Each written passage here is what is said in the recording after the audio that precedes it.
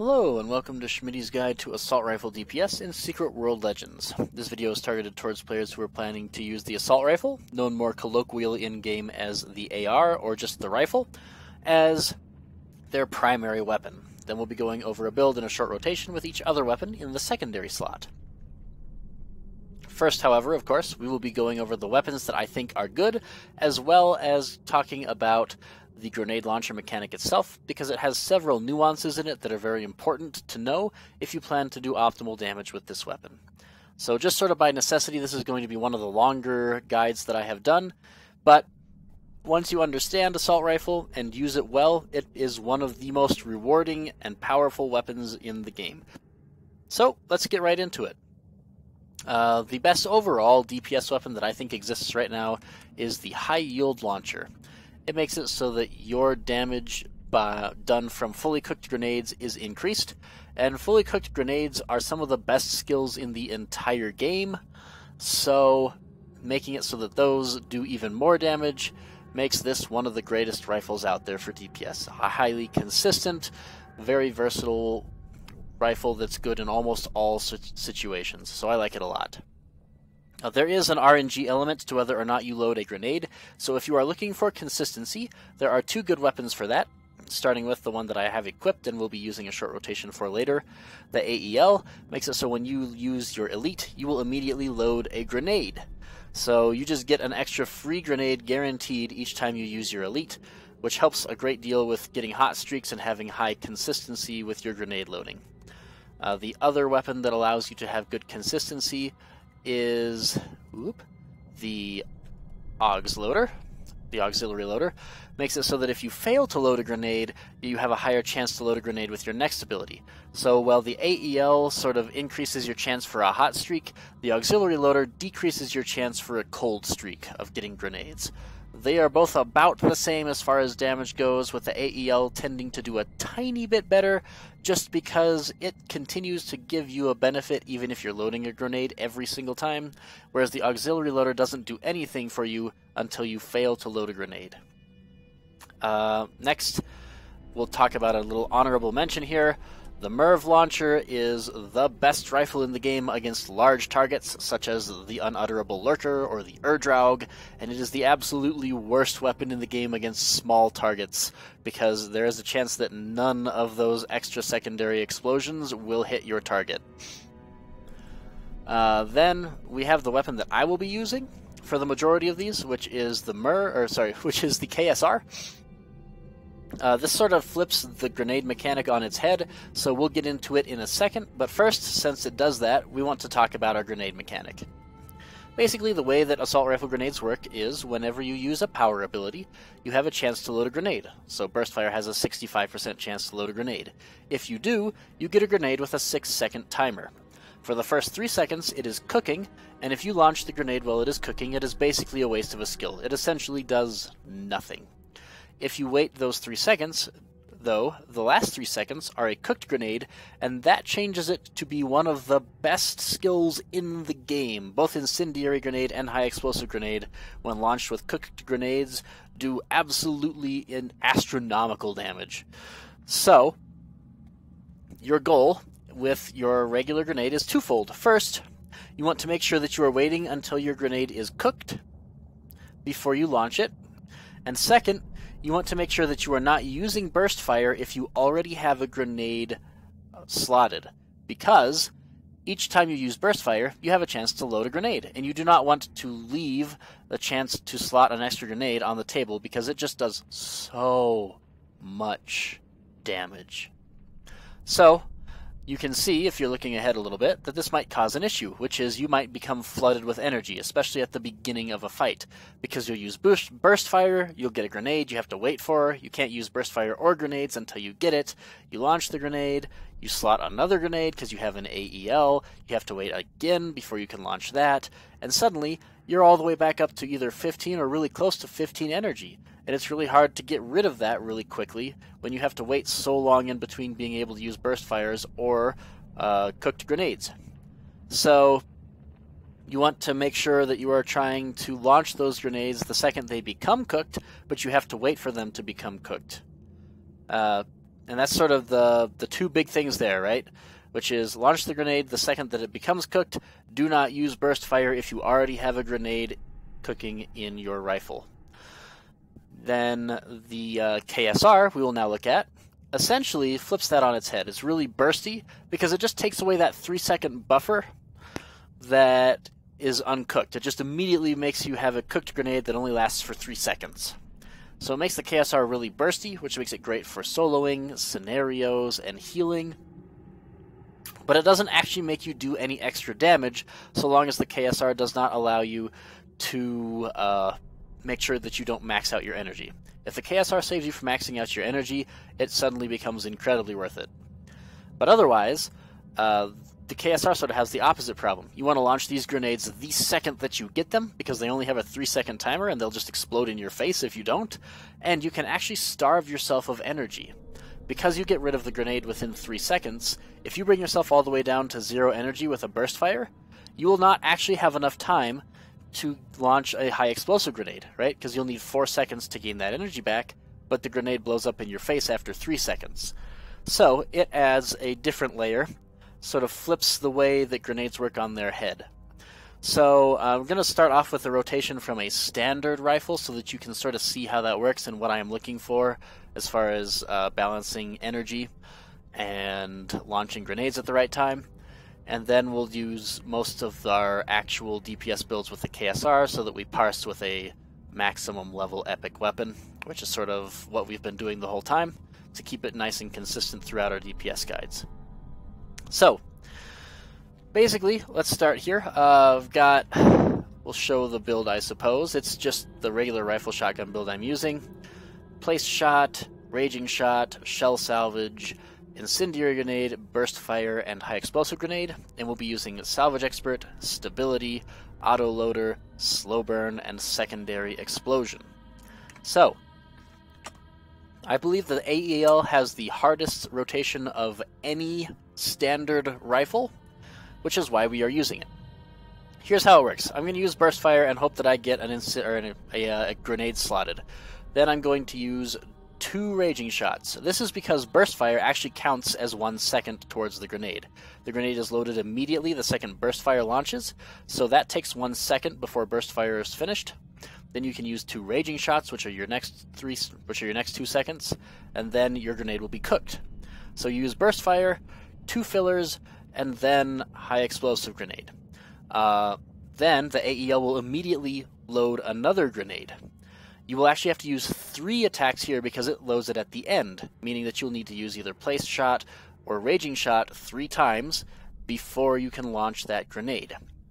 Then you just want to use burst fire, hoping that you slot a grenade because, and this is our last interaction, they are all going to happen all on this one build, shell salvage has a 1 second cooldown. And basically what you want to do is make it so that when you are slotting a grenade, the time that you have to wait, where you would just be able to only use place shots, is the time where you are using global cooldowns, because this will get you 1 second closer to being able to launch your grenade or to having your grenade off of cooldown if you're using a KSR. Either way, you want your grenade to be loaded before you use shell salvage or anything else that's going to just basically burn a second of time. So, this is how it looks. We're going to use burst fire, launch 2 shotgun attacks, use our attack from our elite, then we need to use 3 attacks here, and then we need to launch our ability, then we use burst fire, then we're going to use place shot, use this. You see how it gets a little crazy? You just have a lot of stuff that goes on right there in a row.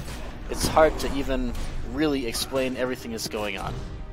And we'll stop there. But basically, right, we used burst fire, 2 fillers, a grenade, then we used 3 fillers, a grenade, then we used burst fire in hopes that we would load a grenade, which we did, then we used shell salvage, and I like to use a place shot at the same time as shell salvage to make it so that we're not wasting time looking at what we get, because you have to wait that 1 second. And then we use shell salvage, which is a 1 second cooldown, which makes it so that we are 1 second closer to being able to launch a cooked grenade. And that makes it so that the only thing we lose out on is the potential for a place shot, which we would have lost out on anyways because shell salvage just sort of eats that as well. So it makes it so we're losing out very little on our DPS, while still getting the awesome ability from shell salvage to give us somewhere between 8 and 13 extra energy. So, a little chaotic, a little hectic, I know, but hopefully that explains it well enough so that you can sort of understand what we're doing. Notice that I'm not using burst fires when I have a grenade launched or loaded, and I'm launching grenades only after they are cooked. Alright, so let's get into it with our actual builds here, starting with Rifle Blade. Again, our core is just place shot, incendiary grenade, burst fire, and high explosive grenade with stability, auto loader, slow burn, and secondary explosion. Then for Blade, we will be using Swallow Cut and Spirit Blade, with Measure Twice, Cut Once as our passive to make it so that once we get a Spirit Blade, it is easy to maintain.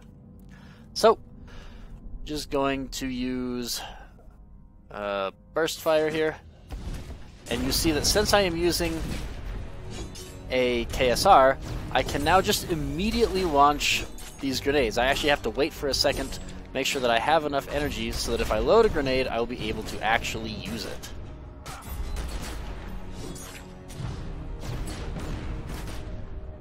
So right here, we are really hoping, that we get something, because that guarantees that our next shot will totally give us a grenade.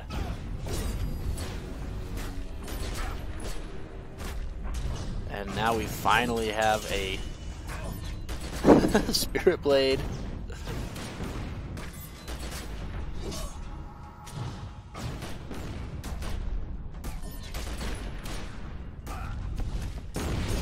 And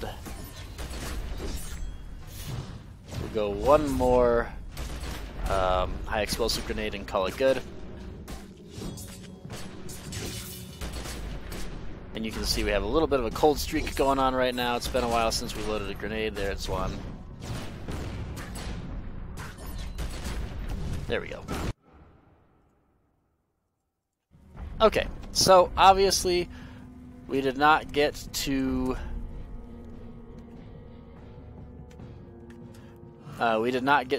start with our blade at maximum, which we would be able to do in most fights, because Measure Twice, Cut Once actually allows us to just maintain a Spirit Blade forever with relative consistency. But despite that, we are still doing the kind of damage we want to do, which is about 10 times our item power in DPS. Right, that is within a margin of error that is completely acceptable, especially since we were losing out on what we would have gotten, which is Spirit Blade damage. So, let's go into Rifle Hammer. Here we're just using Demolish and Seethe with Outrage, pretty standard as a secondary. And we're doing the same sort of thing, right? We just want to make sure that when we slot a grenade, we are getting rid of it as quickly as we possibly can.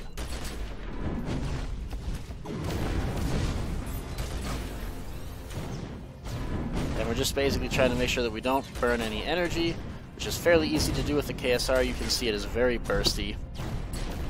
We are very easily able to just launch grenades the second we get them, and not really have to worry too much about other stuff.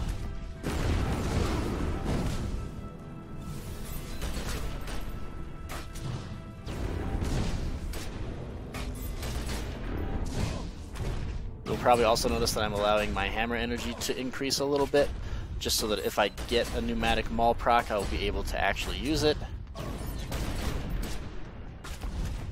That is intentional. So we'll go to one more high explosive grenade, call it a rotation here.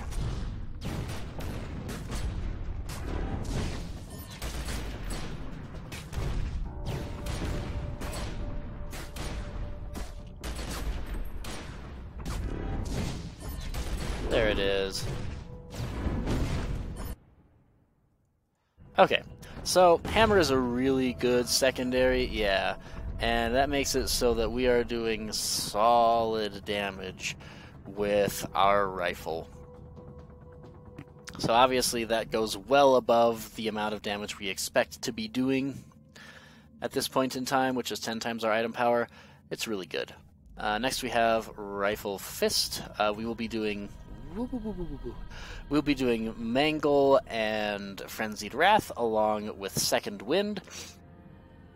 This one is a little bit different. So we actually want to, and KSR helps us with this, we want to launch a grenade the second we get it, and then after that we want to use Frenzied Wrath, so that we're not wasting time like with a grenade, because we don't want to have Frenzied Wrath and a grenade ticking down at the same time, right? We don't want two timers counting down against us at the same time. So basically we do not want a grenade when we decide we're going to start Frenzied Wrath, so don't put yourself into a position where that can happen. But basically what we're just going to do is start off with our regular rotations. So getting a little bit of a cold streak at the beginning here.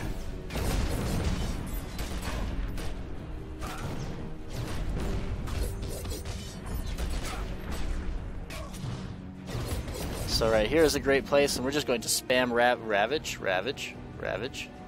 Oh. Duh. Okay, thought it was a different skill slot than it was on my bar. My bad. We're going to pretend that that part didn't happen, we're just going to keep going. So, yeah, you definitely want to make sure that you're not putting yourself into a spot where you have a grenade during the time that you could be using Frenzied Wrath, so we'll use it here. Here we go. We just wanted to spam Ravage. That was what we wanted to do the first time.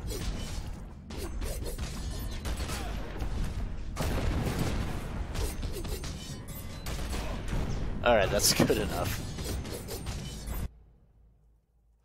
Alright, so even with that Fupa, yeah, we are doing the kind of damage that we wanted to do. If we didn't have that Fupa, we would be doing well over that, probably in the 4,900 area, which is solid, plenty enough to be doing in E5s here. Next, we will have Rifle Blood. As always, I do not like Blood as a secondary weapon. It just doesn't seem to have the design space required to make it so that you can actually get all of these mechanics with Blood to work. So, we'll be using Maleficium, and then we'll be using Desecrate with the Defilement passive for two reasons. First, it gives us higher corruption, which allows us to do more damage with our Maleficiums. Takes some advantage of the blood sacrifice, blood offering mechanic, and it also makes it so that if we use Maleficiums right after Desecrate, we don't do any self-inflicted damage, even though we are still gaining extra damage from higher corruption. So we're trying to use Desecrate and then use two Maleficiums right afterwards to make it so that we are getting higher corruption values, and we're not taking damage from doing it that way. So, we still start off with our rifle, and then we sort of go from there. And you'll notice we take a little bit of damage from Blood here, but it's not going to be a substantial amount by any means. We're going to just throw another Blood attack out there a little bit. Oop, there we go.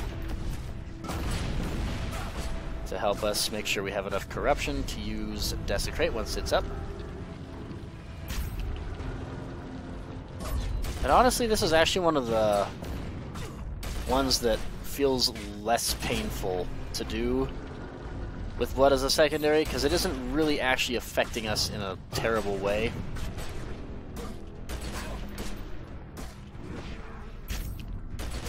When we use it, kind of getting unlucky as far as getting a grenade slotted for a high explosive grenade that we weren't paying enough attention to, but let's see. Woo! We are not doing well as far as the grenade goes this time. This is the universe telling us that Blood is a bad secondary. Alright. There it is. Okay. So, had we slotted anywhere near the kind of grenades that we wanted to, that would have done a lot more damage, probably around 4,500 where we want to be. Again, Blood, kind of a bad secondary, right? We're at half health for no real good reason here.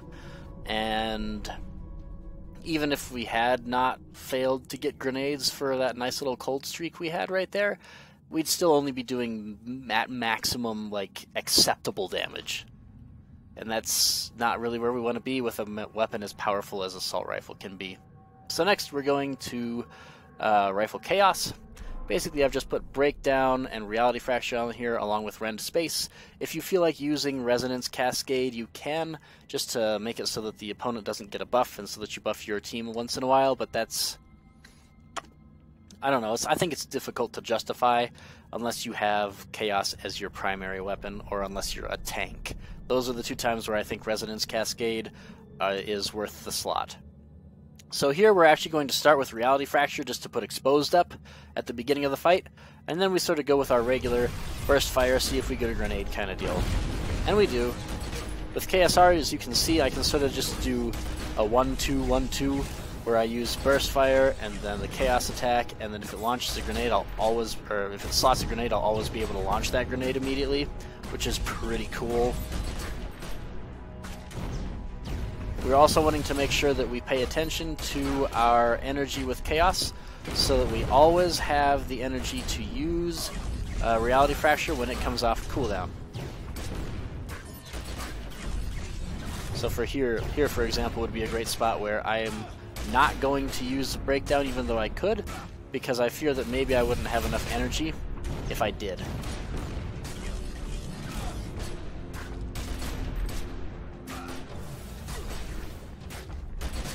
Up, start hitting our cold streak. Here we go.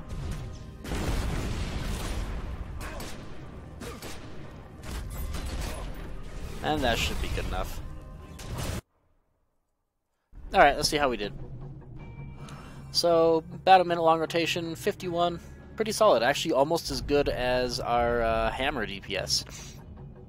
Although I'm not sure we did as well as we could have with Hammer. It just shows that Chaos can be quite a solid secondary, and it's also helping you to bring a party buff or a debuff to the opponent that helps your whole party, I should say.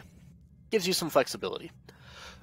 Next we'll be using Rifle Ellie. The big draw for this is that both of these weapons are the longest range weapons you can hit from really far away, so that allows you to stay as far away from ugly, nasty, hideous bosses as you can while still doing tons of damage. I like to use Mjolnir and Crystallized Flame with the Crystallized Blaze passive because that just makes this an absolutely amazing skill. It makes it so that it does damage 5 times more often, and it does more damage 5 times more often. It's doing like 6 times as much damage this way. It's great. So again, we're starting off with Crystallized Flame, then we just sort of go on with our rotation. Try to get a grenade slotted, and try to use the grenades as often as we can when we get them. KSR helps us with burst here, right? We've already basically wasted all of our energy, and that's why it's really good for, say, healing or soloing, is because you can just absolutely trounce something with big numbers really fast and a lot of times in a row.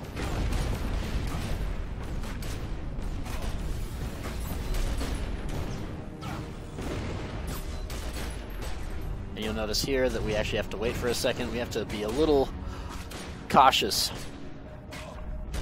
of that 2-second cooldown on our grenade skills when we only have a 3-second timer on our... Yep, I just blew it up. When we only have a 3-second timer on our actual grenade itself. So we actually have to make sure we have enough energy that we'll be able to launch the high explosive grenade, which I did not allow for the first time. As you saw, I sort of lost out on some damage because of that. Okay, this is good. Okay, so we lost out on some damage there, and we did, yeah, well, subpar damage. I actually think that Elementalism does pretty well here. I just didn't get super lucky with my grenades and made a silly mistake or two. I would expect this to be somewhere around the 5,000 DPS on average area, much like we saw with Hammer and Chaos. Just sort of got unlucky there. Next, we will be doing Rifle Shotgun, which in my opinion right now is probably the single best DPS build in the game. Again, when we're gonna try to slot a grenade before we use Shell Salvage, so that the 1-second cooldown on Shell Salvage actually helps us get closer to being able to have our cooldown back up from grenades. And, of course, we will be using our grenades immediately when we get them, and we should be able to get a lot of them, because Shell Salvage will help us to get more energy, which means more grenades and more consistency. So I love this build. So basically, it's going to be rifle, shotgun, rifle, shotgun, rifle. There's our grenade. Now we're going to use a placed shot when we use shell salvage so that we're not wasting a bunch of time there. That's very important. The second that you use shell salvage, you want to use a placed shot. And that is because for that 1 second of cooldown, you want to make sure that you're still doing something, right? Like, so our shotgun skills are on cooldown, but our actual rifle skills are not during that time. They are only on cooldown during the reload animation of the shotgun after we have chosen the type of shells we're going to use. So,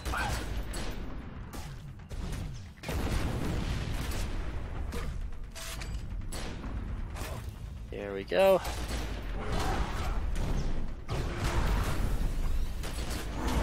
We're trying to get a grenade slotted. There's one. And now we're kind of playing the clock, seeing when we're going to get a high explosive grenade, because we really want to launch one of those. There we go. Okay. See how we did there. So, far and away the best DPS that we have done. In a 1 minute rotation, I have seen this burst all the way up to 6k. That's not sustainable, but the point is that you can do a lot of damage with rifle shotgun. Definitely one of the top best builds in the game. And if we didn't get that little cold streak that we had gotten at the beginning of our rifle rotation, you would probably be seeing somewhere very close to the 6,000s area on a short 1 minute rotation like that. It's just really good. Then finally, we're going to be bringing rifle pistol. So I am bringing dual shot along with flourish here. You can also just bring kill blind if you want to. If you bring kill blind, it's probably worth it to bring the passive that it has. I believe that's called marked. Let's see. Oh, focused fire, sorry. Otherwise, you will be able to actually take advantage of fixed game, which is what we will be using. So, same sort of deal here. We want to start off with our rifle, launch the big grenade.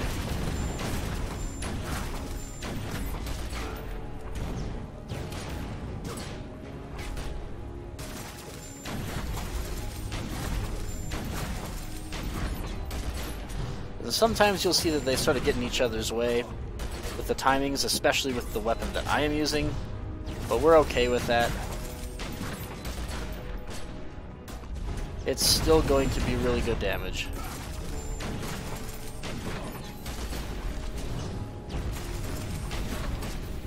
So we're going to kind of let fixed game go on blue here, which should happen right now.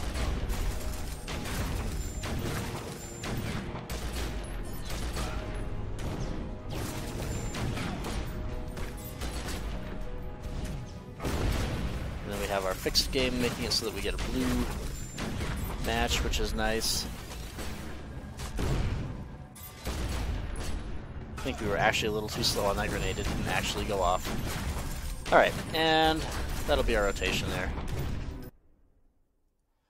So, made a little tiny faux pas there, still doing above average damage, and might actually just be correct to use kill blind with the focused fire passive there for the extra exposed and debilitate that you get, and the ability to like have a little bit more control over your pistols, which will make it easier to navigate around your grenades, which we obviously had some troubles with there. So, just some stuff to think about.